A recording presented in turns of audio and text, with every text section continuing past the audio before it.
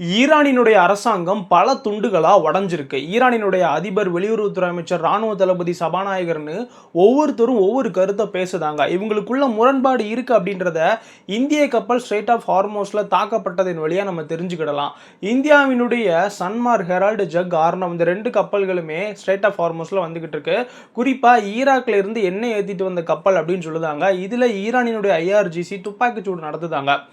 India இதுக்கு ஈரானினுடைய தூதரை கூப்பிட்டு சம்மன் கொடுத்துருக்காங்க. ரொம்ப கடுமையான ஒரு கண்டனத்தை இதில் இந்தியா தெரிவித்ததின் அடையாளமாக தான் இதை நம்மளால் பார்க்க முடியுது. ஏன்னா வந்த கப்பல் அப்படின்றது ஆயுதம் ஏந்தாத ஒரு கப்பல். இது ஒரு சிவிலியன் கப்பல். இதை ஏன் ஈரானினுடைய ஐஆர்ஜிசி தாக்கணும் அப்படின்றது தான் இங்கே கேள்வி. ஈரானினுடைய அதிபர் காலையில் போர் நின்றுச்சு அப்படின்றாரு. ஸ்ட்ரெய்ட் ஆஃப் ஹார்மோஸ் வழியா எல்லா கப்பல்களும் கடக்கலாம் அப்படின்றாரு. ஈரானினுடைய வெளியுறவுத்துறை அமைச்சரும் அதை தான் சொல்லுதாரு. ஆனால் ஈரானினுடைய ராணுவ தளபதி, ஈரானினுடைய அந்த சபாநாயகர்கள் இவங்க எல்லாமே என்ன சொல்லுதாங்க அப்படின்னா, போர் நிற்கலை, ட்ரம்ப் போய் சொல்லுதாரு. போரை நிப்பாட்டுறதுக்கு ஈரானினுடைய அதிபர் யார் அப்படின்னா அவருக்கு எதிராகவே கேள்வி கேட்காங்க. அதனால இந்த ஸ்ட்ரெய்ட் ஆஃப் ஹார்மோஸுக்கிலிருந்து வரக்கூடிய கப்பல்கள் மேலே ஈரானினுடைய ராணுவம் தாக்குதல் நடத்துறது வாடிக்கையாக இருக்குது.